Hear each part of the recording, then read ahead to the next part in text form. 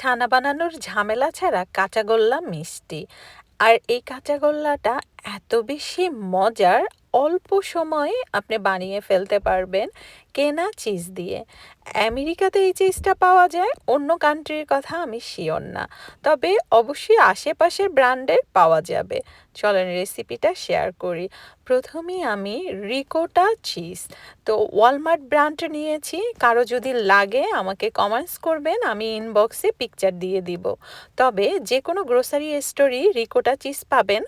এরপরে একটা প্যানে 1 টিস্পুন পরিমাণে ঘি, 4 পিস এলাচি, গোটা এলাচি, কেউ চাইলে এলাচি পাউডারও ব্যবহার করতে পারেন, আর রিকোটা চিজ 1.5 কাপ। আমি চিজটা ফ্রিজ থেকে বের করেই নিয়েছি, আর 1/2 কাপ কাঁচা রেখে দিচ্ছি, যেটা শেষে ব্যবহার করব। চুলার জালটা মিডিয়াম আঁচে রেখে ভালো করে একটু মিক্স করে নিচ্ছি।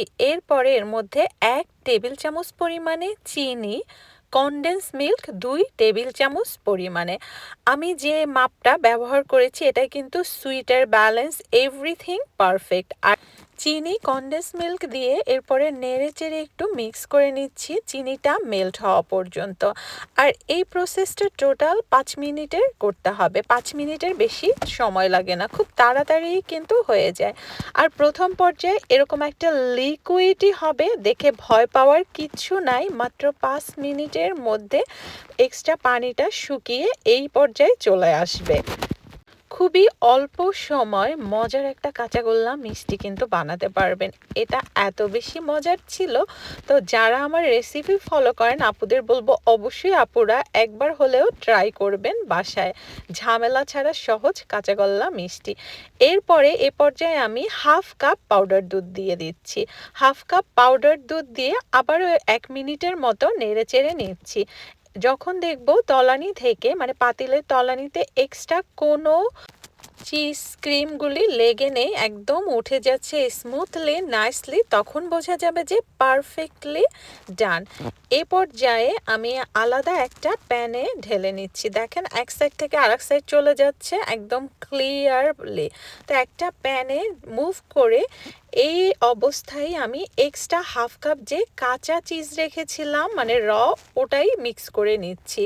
তো এটা ভালো করে কাঁচা চিজটা, মানে চিজটা আর রান্না করা চিজটা ভালো করে মিক্স করে নিতে হবে 1 মিনিটের মতো। আমি হাত ব্যবহার করি না, স্প্যাচুলা দিয়ে নাইসলি কিন্তু মিশে গেছে। এরপরে মিষ্টি বানানোর পালা। একটা প্যানে এক্সট্রা একটু পাউডার মিল্ক নিয়ে নিয়েছি কোডিং করার জন্য, আর গোটা যে এলাচি দিয়েছিলাম সেটা তুলে নিচ্ছি এ পর্যায়ে। আর যারা এলাচি পাউডার ব্যবহার করবেন তারা এ পর্যায়ে এলাচি পাউডারটা ব্যবহার করতে পারেন। এরপরে হাতের মধ্যে একটু ঘি ব্রাশ করে মিষ্টির বলগুলো বানিয়ে নিচ্ছি, আর বানানোর পরে আবার পাউডার মিল্কে কোটিং করে নিচ্ছি।